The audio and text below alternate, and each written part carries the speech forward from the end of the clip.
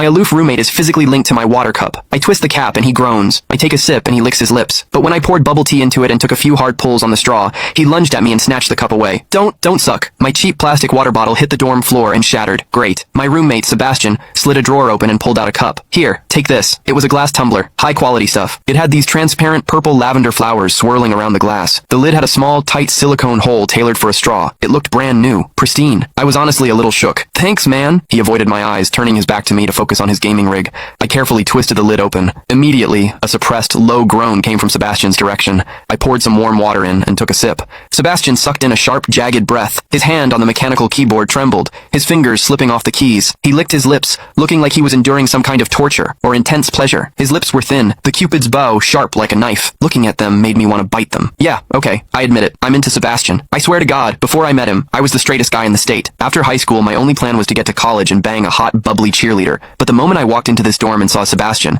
that plan went out the window. 4 years of college and he's the only one I want to mess around with. But I couldn't tell him. No way. I was terrified that if I spilled my guts, we wouldn't even be friends anymore. Because Sebastian is straight. Like, painfully straight. Only 2 weeks ago, he turned down a senior, a varsity swimmer, total stud, who asked him out. After that, Sebastian came back to the room and sat at his desk with a face like thunder for hours. The guy must be a raging homophobe. Maybe it was because the cup was a gift from my crush, but that warm water tasted sweeter than usual. It had a weirdly good aftertaste. I grabbed a straw from my desk and shoved it deep into the hole on the lid. The second I did, a strangled moan ripped out of Sebastian's throat. He bolted up and sprinted into the bathroom. Weird. We were just gaming. Why the hell did he suddenly need a shower? He didn't even grab a change of clothes or a towel. My hearing has always been too good for my own good. Through the thin bathroom door, I heard whimpery, muffled sounds. Soft, hot, suppressed. As a dude, I knew exactly what that sound was. He was jerking off. When I get horny, I usually wait until lights out and hide under the covers like a rat. But Sebastian, it's the middle of the damn day and he just goes for it? Talk about high testosterone. Sebastian is gorgeous. He's got that cold, don't touch me vibe, but his eyes are sharp, almost like a fox. He looks like a priest who's secretly a sinner, tempting as hell. I've heard people say his smile is killer,